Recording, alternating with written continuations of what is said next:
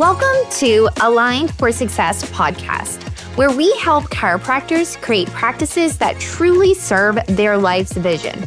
I'm your host, Dr. Nikki, and I'm here to show you how to break free from stagnation, grow your practice, and rediscover the joy of why you became a chiropractor to begin with. Whether you're looking to boost your revenue, spend more time with family, or simply enjoy practice life again, you're in the right place. Let's align your path to success. Hello, everyone, and welcome to another episode of Align for Success. Today, I want to talk to you about how consistency, determination, and just being willing to do work can make a huge difference and put you ahead of literally 99% of your colleagues and just the people around you.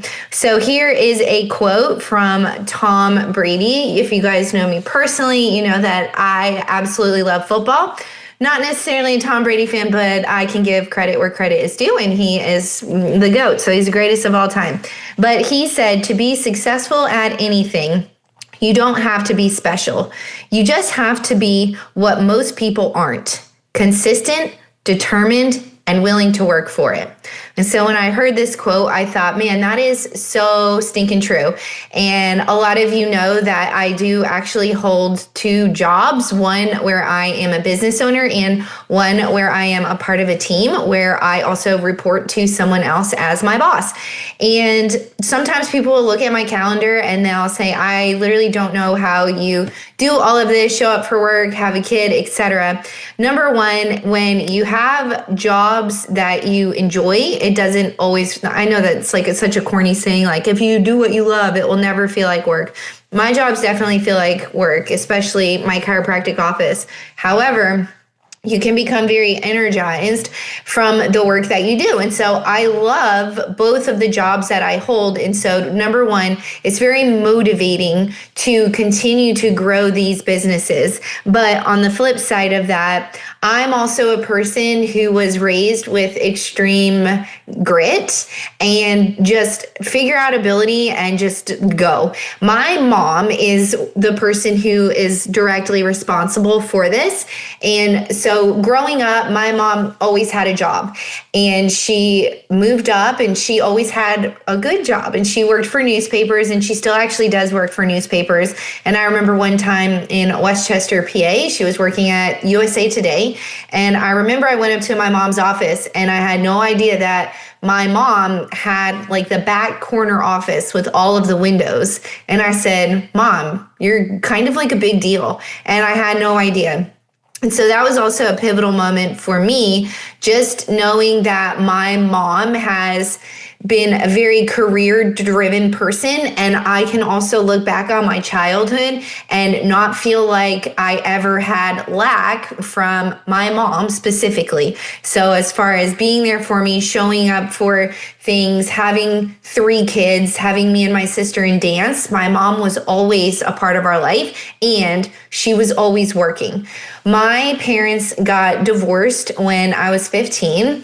And it didn't come as a surprise, but I also always remember my mom telling me to never put myself into a situation that I couldn't financially get out of. So I've always had multiple jobs. I worked 2 jobs when I was in high school. I worked 2 jobs when I was in college. I worked at a job when I was on break from chiropractic school. I've always made my own money, and I've also always just had a really good work ethic. And so that comes from my mother. But that's where the willing to work comes in. There is nothing that I will see put in front of me that I don't believe I can either figure out and do, or that I'm unwilling to do. So I'm willing to wake up at 4:30 every morning, which is when I do wake up. And I'm also willing to work until 10 o'clock at night if need be. That leads me to the next part of that, which is consistency. I've been waking up at 4:30 in the morning since COVID. And the reason for that was I had a very small baby during COVID, and she was about a year old. So leading up to COVID, I would wake up at 4:30 to take care of Hazel, our daughter. And once COVID hit, I just continued that. So even though my schedule itself wasn't as intense or as demanding because of just all of the changes that the world was experiencing, I still woke up at the same time and started my day. And so I still do that now, even on my off days. And the reason for that is it creates consistency. So I know what to expect in the morning. There's no rushing around. We have plenty of time to do everything. I get to spend time with Jonathan. We get to have our coffee, etc. But I'm always very consistent when it comes to doing the things that I know needs to be done. And then the third part of this quote was determined. So determination is one of those things where I think, number one, you need clarity. What am I actually working towards so that you can really figure out and determine if this is worth the time, skill, and effort required to get you from point A to point B. And so just being determined to get to your end goals and your end results, those will literally take you so far. But if you guys can just remember these three things: consistency, determination, and a willingness to work, that would put you ahead of 99% of people. And so the next time when you're feeling like, I'm not where I need to be, I think I need a break, or I need to just stop what I'm doing, think about what would happen if I did give up. What would happen if I did keep going? And so, of course, if we make the decision to keep going, we're always going to be moving towards our goals. And I can't think of a time where I've ever not given up that I've regretted the not giving up part of that. The second thing I want to talk to you guys about today is comparison and jealousy.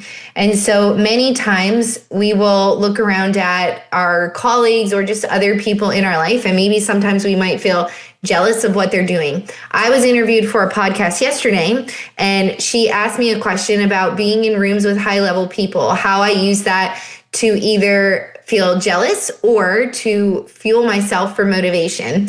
Now, I'm the type of person that I don't believe that someone else can achieve something that I can't simply because they are who they are and I am who I am. If I see someone in a room doing things that are bigger and better than me, I want to use that as motivation. And so if I look at someone, I think, well, if they can do it, I can certainly do it as well. So I never look at people as, wow, must be nice. Wow, they had it easier than I did. I will simply take that information and think, how can I learn something from this person doing more than me and start to implement little things into my life to motivate me for what is possible in my life if I start doing the things that I am putting off. So if you ever find yourself being guilty of comparison syndrome or even feeling guilty of people that maybe are doing more or achieving more than you are right now, number one, don't compare your year 1 or 2 to someone's year 10 or 15. And number two, look at what they're doing, and instead of using it as feeling jealousy or comparison, think about how can we use this for motivation to help ourselves get to that next point. And so, of course, I always love to have mentors who are 10 steps ahead of me, who can help me figure out how to eliminate steps A through X and just get me straight to Z. So if this message resonated with you guys, I would love for you to share it with your friends. But today, just remember that we don't need to be fueled by jealousy. We can be fueled by motivation. And if we are consistent, determined, and willing to do the work, we will literally become ahead of 99% of the rest of the population. Thank you again for tuning in to another episode of Aligned for Success. I will see you next week. Thanks for tuning in to Aligned for Success. If today's episode resonated with you, please be sure to subscribe and leave a review. This helps other chiropractors find their way to practice freedom too. Remember, true success comes from when your practice aligns with your life's purpose. Until next time, I'm Dr. Nikki Cottis, reminding you that a thriving practice and a fulfilling life go hand in hand. See you next week.